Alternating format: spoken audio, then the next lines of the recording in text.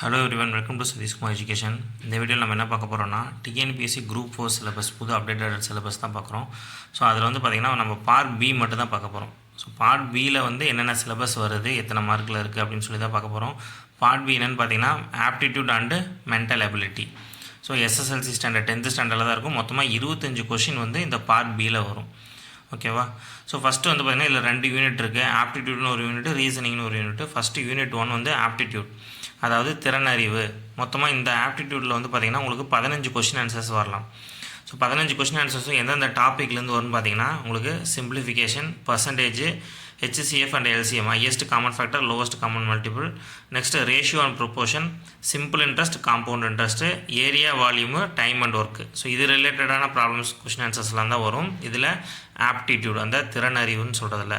சிம்பிளிஃபிகேஷனாக சுருக்குதல், percentage விழுக்காடு, மீப்பெரு பொது காரணி, மீச்சிறு பொது மடங்கு, விகிதம் மற்றும் விகிதாச்சாரம், தனி வட்டி, கூட்டு வட்டி, பரப்பு, கொள்ளளவு, காலம் மற்றும் வேலை, இது சம்மந்தமான கேள்வி பதில் தான் வரும். ஓகேங்களா?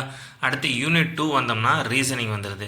ஸோ யூனிட் 2 ரீசனிங்கில் பார்த்திங்கன்னா மொத்தம் 10 கொஷின் ஆன்சர்ஸ் வருது. 25 அதில் 15, இதில் 10. காரணவியல் என்னென்ன இதெல்லாம் இருக்கும் பார்த்தீங்கன்னா topics logical reasoning, puzzles, dice, visual reasoning, alpha numeric reasoning, number series.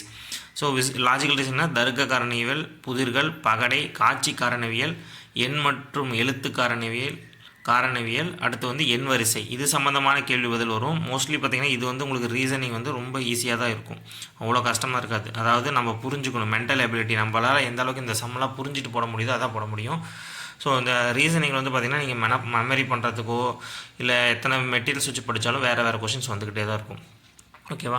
So part பியில் பார்த்திங்கன்னா எஸ்எஸ்எல்சி ஸ்டாண்டர்டில் 25 கொஷின் வரும்னு பார்த்தாச்சு. அது எல்லாமே இந்த டாபிக்ஸ்லேருந்து தான் வரும்.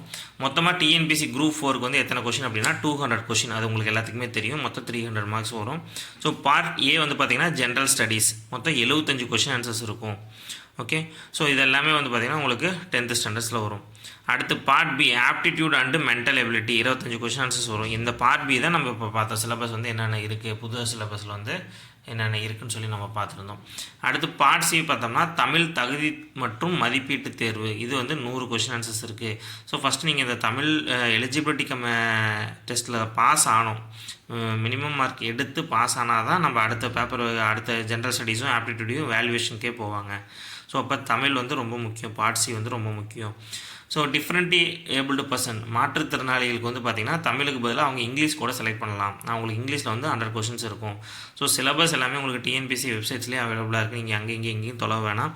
டிஎன்பிஎஸ்சி குரூப் 4 நியூ சிலபஸ்னு கொடுத்தீங்கனாலே கூகுளில் ஆட்டோமேட்டிக்காக டிஎன்பிஎஸ்சிலேருந்து உங்களுக்கு சிலபஸ் வந்துடும். ஸோ அதில் இந்த சிலபஸ் தான் இருக்கும். நம்ம கிளாஸில் பார்த்தோம்னா இப்போ இந்த part B aptitude and mental எபிலிட்டிக்கு மட்டும் நம்ம ரெகுலராக வீடியோ பண்ணலான்ட்டு இருக்கோம். ஸோ ஃபஸ்ட்டு ஆப்டிடியூட் ஆரம்பிக்கலாம். யூனிட் 1 ஆப்டிடியூடில் இந்த டாபிக்ஸில் நம்ம ஃபஸ்ட்டு எடுத்துக்கக்கூடிய டாபிக் பார்த்திங்கன்னா சிம்பிள் இன்ட்ரெஸ்ட் தான் எடுத்துக்க போகிறோம். ஓகே, ஸோ சிம்பிள் இன்ட்ரெஸ்ட், தனி வட்டி எடுத்து முடிச்சுட்டு காம்பவுண்ட் இன்ட்ரெஸ்ட், கூட்டு வட்டி, இதை பார்க்கலாம். இப்போ நான் உங்கள்கிட்ட கேட்குறது என்னென்னா, உங்களுக்கு கிளாஸஸ் தமிழில் வேணுமா இல்லை இங்கிலீஷில் வேணுமா அப்படின்னு சொல்லி தான். நீங்கள் தமிழ் மீடியத்தில் அதிகமாக இருக்கீங்களா, இங்கிலீஷ் மீடியத்தில் தெரில. ஃபார் எக்ஸாம்பிளுக்கு நான் அதிகமாக இங்கிலீஷ் மீடியத்தில் தான் படிக்கிறேன். தமிழ் மீடியத்தில் கொஞ்சம் மெட்டீரியல்ஸ் கம்மியாக இருக்குன்னா இங்கிலீஷில் இருக்கனால இங்கிலீஷில் படிச்சுட்ருக்கேன். உங்களுக்கு கிளாஸ் எதில் வேணும்னு சொல்லுங்கள், அந்த மீடியமில் நான் கிளாஸை எடுக்கிறேன். ஸோ தனி வட்டி, கூட்டு வட்டி, இது ஃபஸ்ட்டு முடிச்சுட்டு அடுத்த ஒரு இதாக முடிக்கலாம். ஆப்டிடியூட்டில் கிளாஸ் அப்படின்னா உங்களுக்கு கிளாஸே வரும், எப்படி தனி வட்டி கண்டுபிடிக்கிறதுக்கான கிளாஸும் வரும், சில ப்ராப்ளம்ஸும் ப்ரீவியஸ் கொஷின்ஸ் அது எல்லாமே வரும். ஸோ கிளாஸஸ் கண்டினியூஸாக பாருங்கள், சப்ஸ்கிரைப் பண்ணிடுங்க. கண்டிப்பாக எக்ஸாமில் எல்லோரும் பாஸ் பண்ண ட்ரை பண்ணுங்கள். All the best, bye by.